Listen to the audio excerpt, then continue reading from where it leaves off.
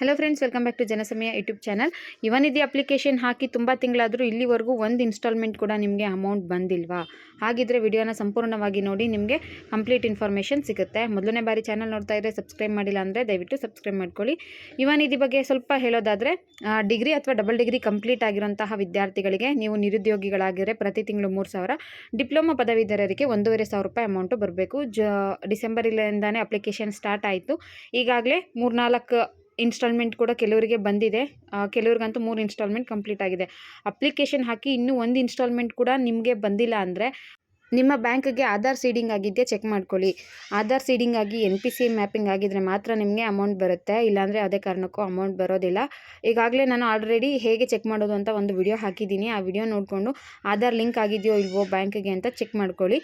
ಇನ್ನು next point ಬಂದುಬಿಟ್ಟು application status check ಮಾಡ್ಕೊಳ್ಳಿ. ಅಪ್ಲಿಕೇಶನ್ ಅಪ್ರೂವ್ ಆಗಿದೆಯಾ, ರಿಜೆಕ್ಟ್ ಆಗಿದೆಯಾ, ಯಾವ ಸ್ಟೆಪ್ಪಲ್ಲಿದೆ ಅನ್ನೋದು ತುಂಬಾ ಇಂಪಾರ್ಟೆಂಟ್ ಆಗುತ್ತೆ. DDPI ವೆರಿಫಿಕೇಷನ್ ಅಂತ ಇದ್ದರೆ ನಿಮ್ಮ DDPI ಆಫೀಸರ್ ಹತ್ರ ಹೋಗಿ ಅದನ್ನು ವೆರಿಫಿಕೇಷನ್ ಮಾಡಿಕೊಂಡು ಅಪ್ರೂವಲ್ ಮಾಡಿಸ್ಕೊಳ್ಳಿ.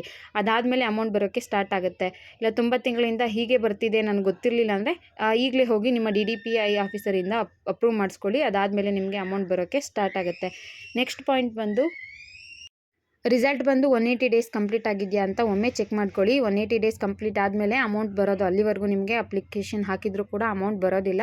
ಇದು ರೂಲ್ಸ್. ಏನಪ್ಪ ಅಂದರೆ ರಿಸಲ್ಟ್ ಬಂದು 6 ಮಂತ್ಸ್ ಆಗಿರಬೇಕು. ಅಲ್ಲಿವರೆಗೂ ನಿಮಗೆ ಯಾವುದೇ ರೀತಿ ಜಾಬ್ ಆಗಿರಬಾರ್ದು, ನೀವು ಅನ್ಎಂಪ್ಲಾಯಿ ಆಗಿರಬೇಕು. ಆಗ ಮಾತ್ರ ನಿಮಗೆ ಇದು ಮಾಸಿಕ ಭತ್ಯೆ ಅಂತ ಸಿಗುತ್ತೆ. ಕೆಲಸಕ್ಕೆ ಹೋಗ್ತಾ ಇದ್ದರೆ ESI PF ಇತ್ತು ಅಂದರೆ, ನೀವು ಪರ್ಸ್ನಲಾಗಿ ನೀವೇ ಸ್ವಂತವಾಗಿ ಏನಾದರೂ ಉದ್ಯೋಗ ಮಾಡ್ತಾ ಇದ್ದರೆ ಅಥವಾ ಬೇರೆ ಕಡೆ ಕೆಲಸಕ್ಕೆ ಹೋಗ್ತಾ ಇದ್ದರೆ ಅಮೌಂಟ್ ಬರೋದಿಲ್ಲ. ಇನ್ನು 180 ಡೇಸ್ ಆಗಿದೆಯೋ ಇಲ್ವೋ ಹೇಗೆ ಚೆಕ್ ಮಾಡ್ಕೊಳ್ಳೋದು ಅಂದರೆ, ನೀವು ಅಪ್ಲಿಕೇಶನ್ ಸ್ಟೇಟಸ್ ಚೆಕ್ ಮಾಡ್ತೀರಾ ಅಲ್ವಾ, ಅದರಲ್ಲಿ ನಿಮಗೆ ನಿಮ್ಮ ಅಪ್ಲಿಕೇಶನ್ ನಂಬರ್ ಹಾಕಿದ ಮೇಲೆ ಈ ಡೇಟ್ಗೆ 180 ಡೇಸ್ ಕಂಪ್ಲೀಟ್ ಆಗುತ್ತೆ ಅನ್ನೋದನ್ನ ತೋರಿಸುತ್ತೆ. ಕೆಲವರಿಗೆ ಜೂನ್ 16ಕ್ಕೆ, ನಮ್ಮ KSY ಅವ್ರಿಗೆ ಜೂನ್ 16ಕ್ಕೆ ಕಂಪ್ಲೀಟ್ ಆಗುತ್ತೆ ಅಂತ ಇದೆ, ಜೂನ್ 17ಕ್ಕೆ ಕಂಪ್ಲೀಟ್ ಆಗುತ್ತೆ ಅಂತ ಇರುತ್ತೆ. ಸೊ ಅದಾದಮೇಲೆ ನಿಮಗೆ ಅಮೌಂಟ್ ಬರುತ್ತೆ. 180 ಡೇಸ್ ಕಂಪ್ಲೀಟ್ ಆಗೋವರೆಗೂ ನಿಮಗೆ ಯಾವುದೇ ಕಾರಣಕ್ಕೂ ಅಮೌಂಟ್ ಬರೋದಿಲ್ಲ. 180 ಡೇಸ್ ಆದಮೇಲೆ ನಿಮಗೆ ಅಮೌಂಟ್ ಬರುತ್ತೆ. ಅದಾದಮೇಲೆ ನೀವು ಸೆಲ್ಫ್ ಡಿಕ್ಲರೇಷನ್ ಕೊಡ್ತಾ ಹೋಗಬೇಕು. ಇದು ಯುವನಿಧಿಗೆ ಇರುವಂಥದ್ದು. ಈಗ ಏನಪ್ಪ ಮುಖ್ಯವಾದ 3 ಪಾಯಿಂಟು ಅಮೌಂಟ್ ಬರದೇ ಇರೋದಕ್ಕೆ ಕಾರಣ ಅಂದರೆ, ನಿಮ್ಮದು ಆಧಾರ್ ಸೀಡಿಂಗ್ ಆಗಿಲ್ಲದೆ ಇರಬಹುದು, DDPI ವೆರಿಫಿಕೇಷನಲ್ಲಿ ಪೆಂಡಿಂಗ್ ಇರಬಹುದು, ಅಥವಾ 180 ಡೇಸ್ ಕಂಪ್ಲೀಟ್ ಆಗಿಲ್ಲದೆ ಇರ್ಬೋದು. ಈ 3 ರೀಸನ್ ಅಲ್ಲದೆ ನಿಮ್ಗೆ ಇನ್ನೂ ಅಮೌಂಟ್ ಬಂದಿಲ್ಲ ಅಂದರೆ ಒಮ್ಮೆ DBT ಅಕೌಂಟ್ನ ಚೆಕ್ ಮಾಡಿ.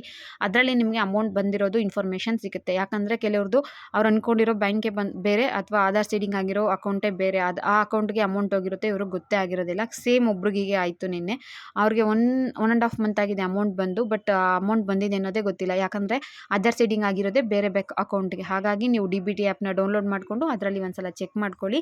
ಅದಾದಮೇಲೆ ಅಮೌಂಟ್ ಬಂದಿದೆಯೋ ಇಲ್ವೋ ಅಂತ ನಿಮಗೆ ಗೊತ್ತಾಗುತ್ತೆ. ಇದಿಷ್ಟು ಇವನಿದಿ ರಿಲೇಟೆಡ್ ಇನ್ಫಾರ್ಮೇಷನ್. ವಿಡಿಯೋ ಇಷ್ಟ ಆಗಿದ್ರೆ ದಯವಿಟ್ಟು ಲೈಕ್ ಮಾಡಿ, ಶೇರ್ ಮಾಡಿ, and thank you for watching friends.